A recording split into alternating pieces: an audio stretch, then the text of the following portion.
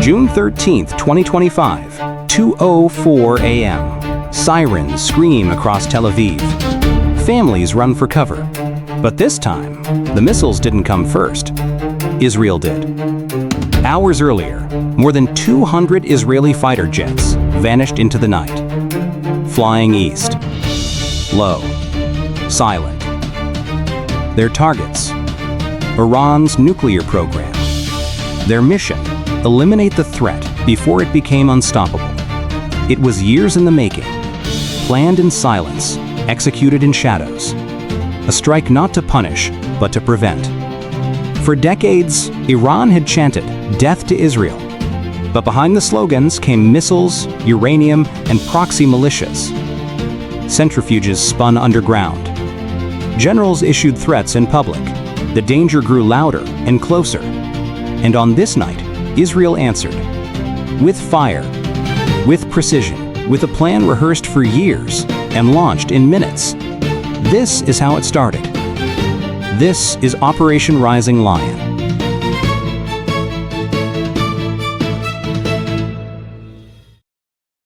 For Israel, this war didn't begin on June 13th. It began decades earlier with a promise made in Tehran: death to Israel, not once, not in whispers, but year after year, shouted from balconies, printed on banners, and carved into missiles during military parades. Iran didn't hide its intentions, it broadcasted them. But the threat wasn't just words. Behind the chants was a machine. Slow, secretive, nuclear. Iran's uranium program began in the 1970s. But after the Islamic Revolution, it shifted from research to resistance. Underground facilities were built at Natanz and Fordow. Inspectors were delayed. Scientists disappeared. And deep beneath Iranian soil, the centrifuges spun on. The goal wasn't peace, it was leverage. Or worse, a weapon. And as the uranium enriched, the region darkened. Iran began exporting its revolution. Hezbollah in Lebanon, Hamas in Gaza, Shiite militias in Syria and Iraq, all funded, trained, and directed by Iran's Revolutionary Guard. Israel watched as enemies multiplied on every border. Rockets in bunkers. Drones in basements. Entire neighborhoods turned into launch pads. Diplomacy stalled. Sanctions came and went. Iran advanced. And the world looked away. But Israel didn't. To Israeli leaders, this wasn't politics. It was survival. And in 2025, they reached a decision. The line had been crossed. The window was closing. They wouldn't wait for the first nuclear warhead. They'd strike before one could ever be built.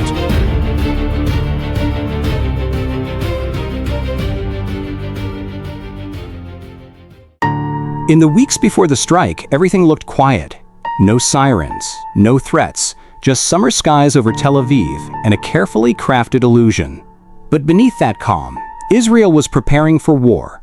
Inside secure command bunkers in Tel Aviv and Jerusalem, the war cabinet met behind closed doors. Hour by hour, intelligence poured in. Satellite feeds, intercepted messages, reports from agents on the ground. The verdict was unanimous. Iran was close, too close. Its uranium stockpile had reached a critical threshold. Weapons-grade capability wasn't theoretical anymore. It was months away. And with each delay, the cost of waiting grew higher. But Israel couldn't afford mistakes. To strike successfully, they needed three things: air superiority, perfect timing, and total surprise. The military began rehearsals in absolute silence. Fighter pilots ran midnight drills with transponders turned off.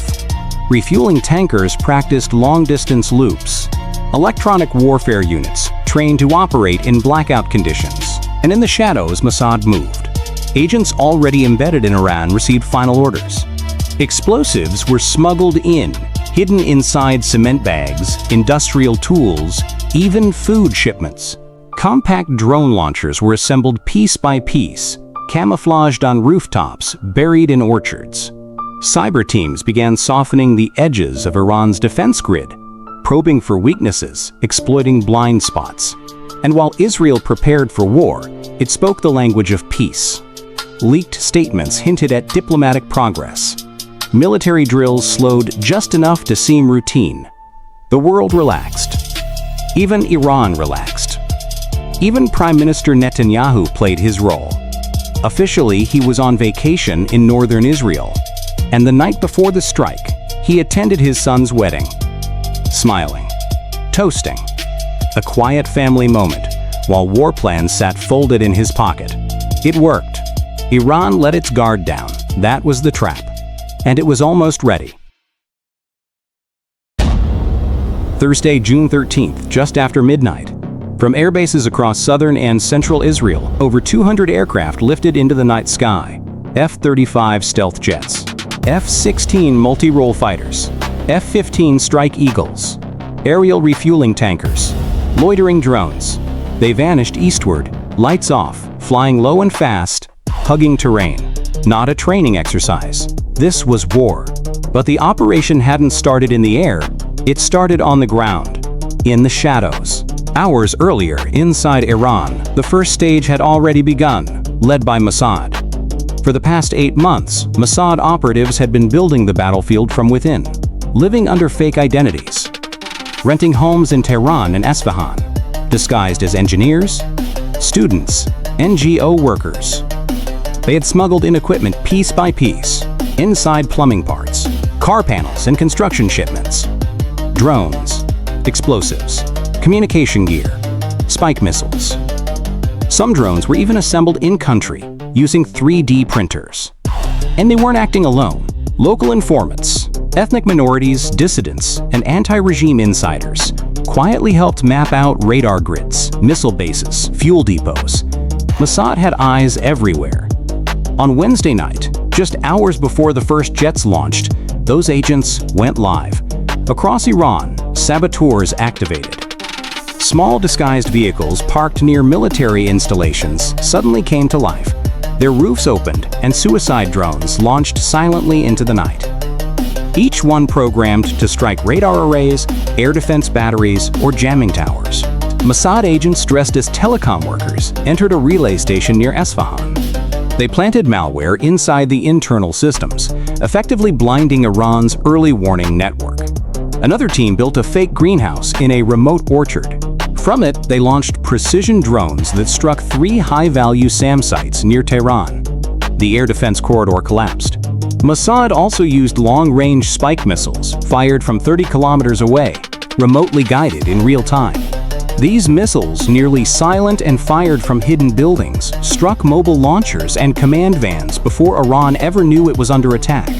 It was a methodical decapitation of Iran's defenses, and by the time the first Israeli jet crossed the border, Iran's skies were exposed. At 12:43 a.m., Natanz was hit, bunker-busting JDAMs, guided by satellite and laser, drilled into underground uranium enrichment halls. Fireballs erupted from vents in the desert. Minutes later, Fort Au, buried under a mountain, was bombed with high-yield munitions delivered by F-35s. Each bomb dropped with GPS coordinates fine-tuned by Mossad satellites and spy drones. By 1:07 a.m., Esfahan's missile production site was in flames. IRGC rocket components, fuel tanks, warhead casings, all gone. Then came Tehran. At 1:18 a.m., 2 apartment complexes were struck by standoff missiles launched from hundreds of kilometers away. These were not civilian buildings. They were safe houses. Inside, Israeli intelligence believed, were some of the most guarded men in Iran. And they were right. Among the dead, Major General Hossein Salami, IRGC Commander-in-Chief; Mohammad Bagheri, Iran's top military strategist and chief of staff; Dr. Reza Ahmadi, a nuclear physicist known to be developing centrifuge designs; Colonel Payman Khosravi, drone program architect. All eliminated in their sleep. Weeks earlier, Mossad had tracked their daily movements, knew when they were home, where they parked, what rooms they slept in. It was not chance, it was choreography. By the time Iranian command centers realized what was happening, it was already too late. Over 100 sites were hit, underground bunkers, fuel pipelines, power substations tied to military infrastructure. drone storage caves near Shiraz, missile assembly lines in Kermanshah, communication relays in Yazd. Even the underground command post outside Qom, designed to survive nuclear war, suffered a direct hit. Iran's response was confused and delayed. Most radar sites were already destroyed or jammed. The few anti-aircraft cannons that did fire lit up the sky blindly. World War II-style flak bursts. Too low, too late. Israel's jets, flying high with impunity, completed their bombing runs in coordinated waves. In under 2 hours, the entire operation was over.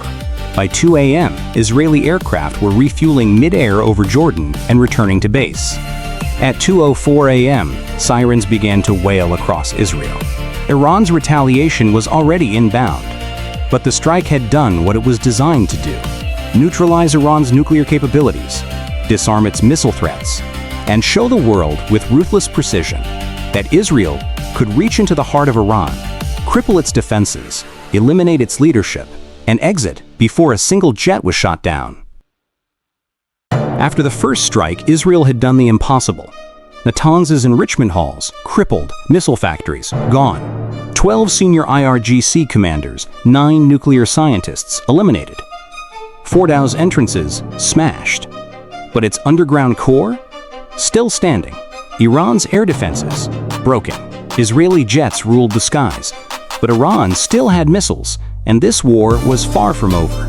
On June 14th, Iran launched over 100 drones and missiles. They came from Iran, Iraqi militias, and Houthi forces, a coordinated attempt to break Israeli defenses. Rishon LeZion, a tower struck, 4 civilians killed. Haifa port, hit. Homes in Tamra and Rehovot, damaged. Jerusalem's outskirts, shaken.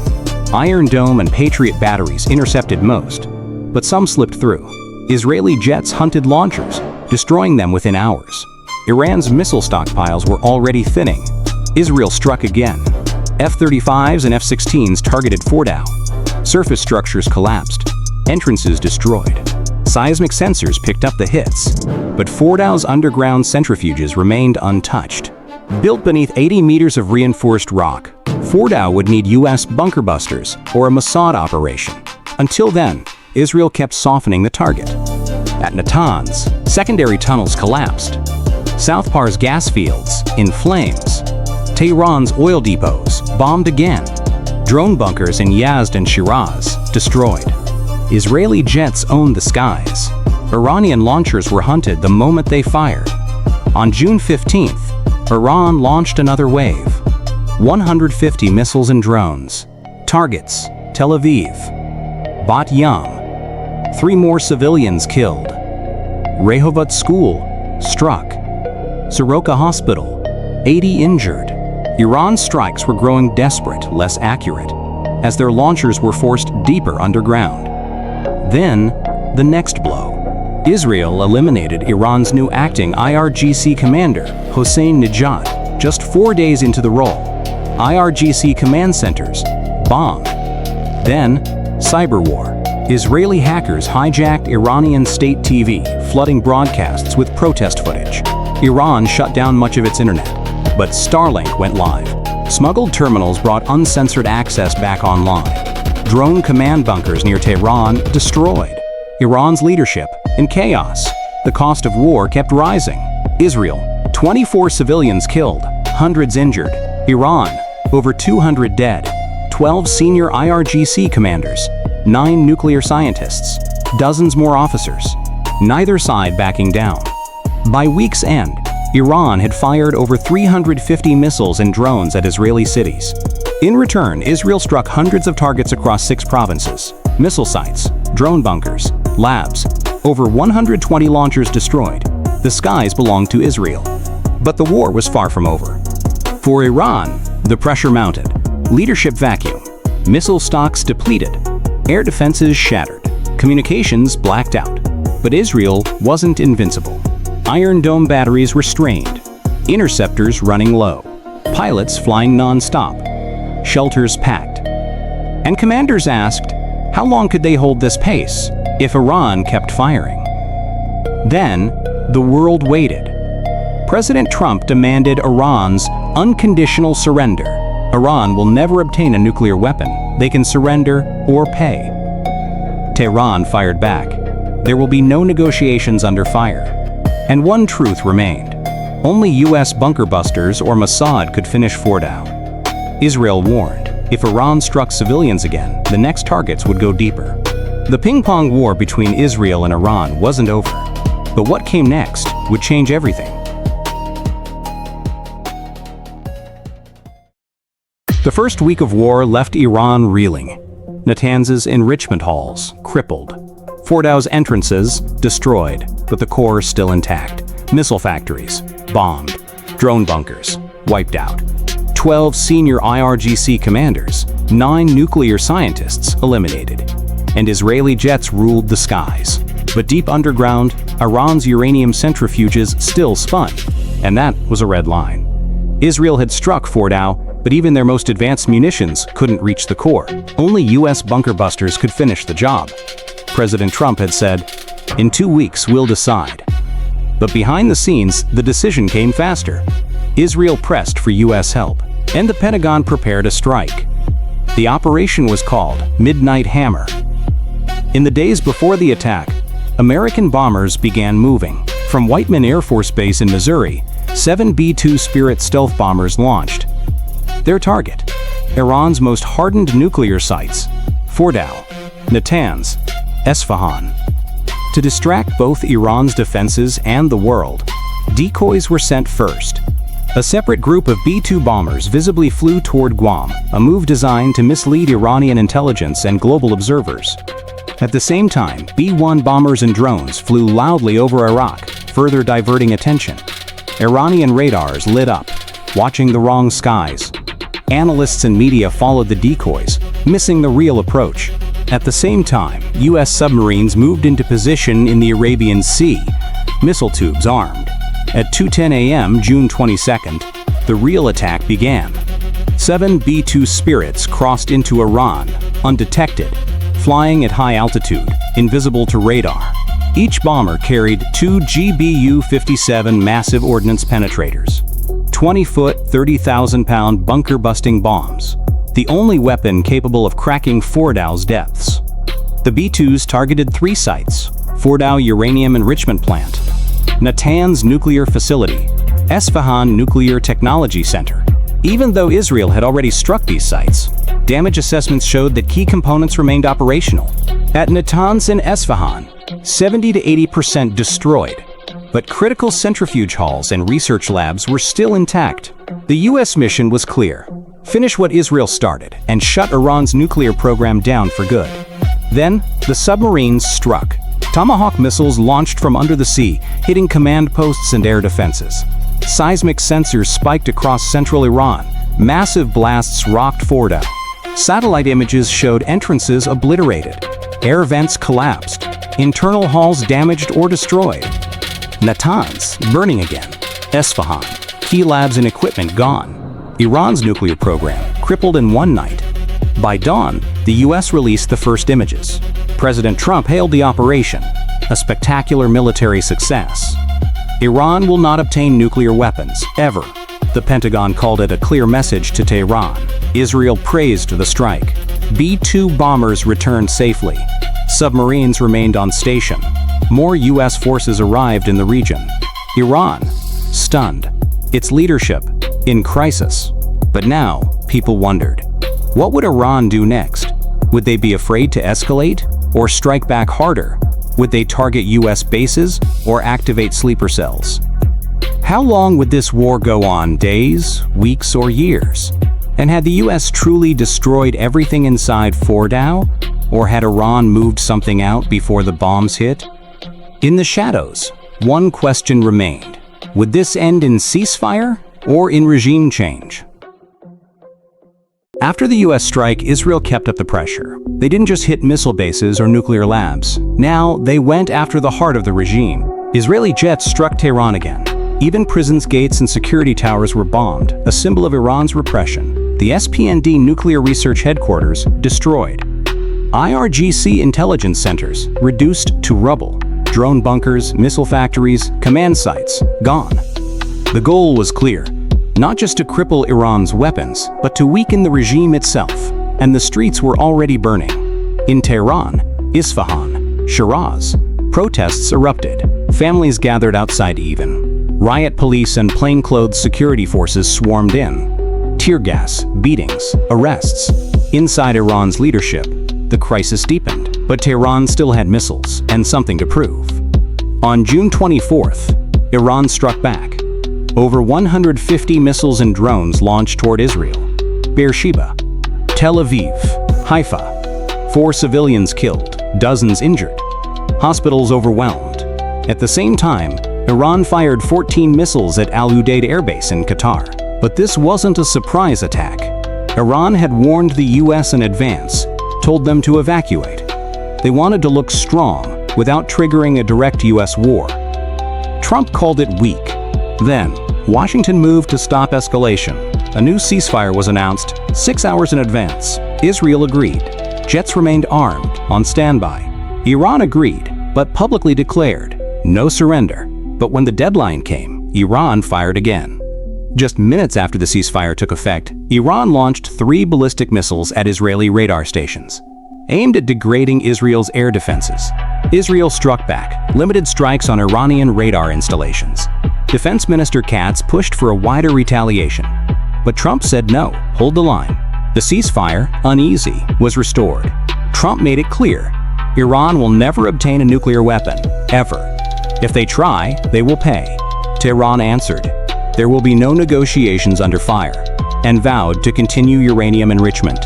Israeli leaders responded, if Iran resumes its program, we know what to do. Inside Iran, the regime was bleeding. Over 600 killed across the war so far. Roughly 215 military personnel. More than 20 senior commanders. At least 14 nuclear scientists. But the streets weren't quiet. Protests raged. Basij militias cracked down.